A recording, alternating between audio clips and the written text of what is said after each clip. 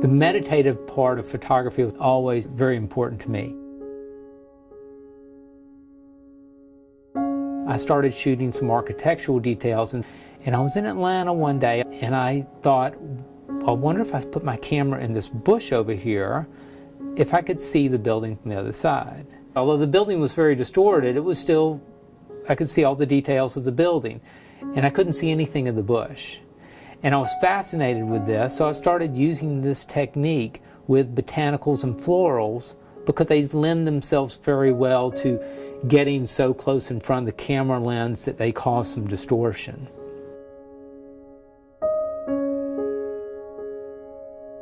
I love this technique because it gives me some abstraction to the image, and it adds some mystery that we don't normally see.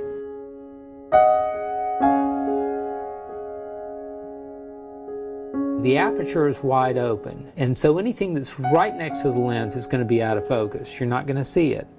But the light from something further away is going to have to go around that stem or leaf, and it's going to get distorted by the time it comes into the camera.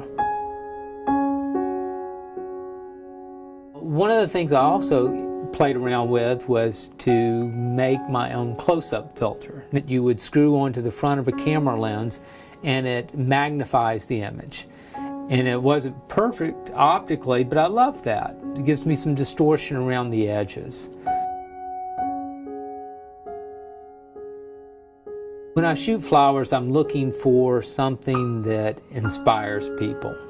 I want the photograph to be moving emotionally.